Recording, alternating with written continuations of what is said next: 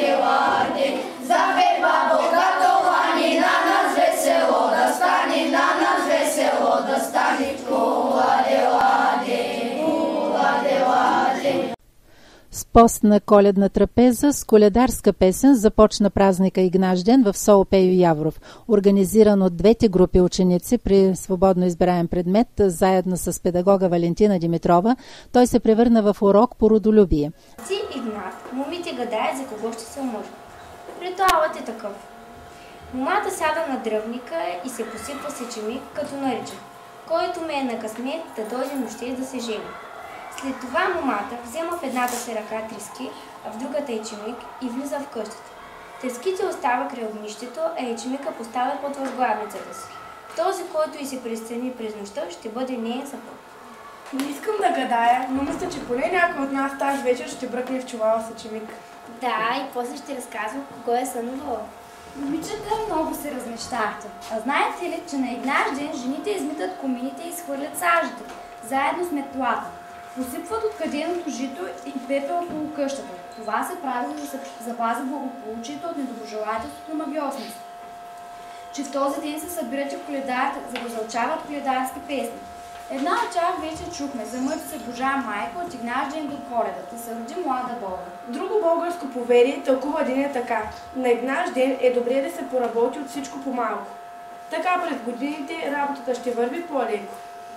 Близкото звучение на думата Игнат е думата Инат. Път зародила една друга практика у нас.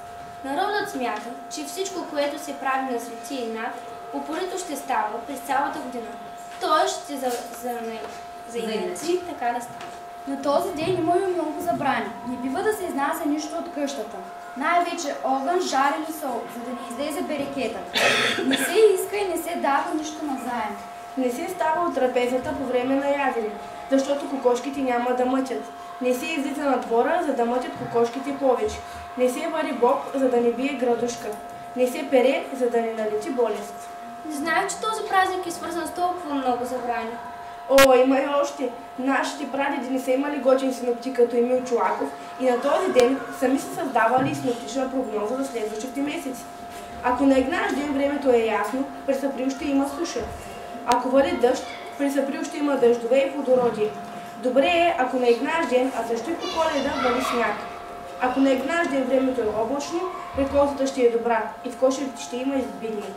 Времето през следващите 12 дни на месеца от 20 до 31 декември показва времето през 12-те месеца на идващата година.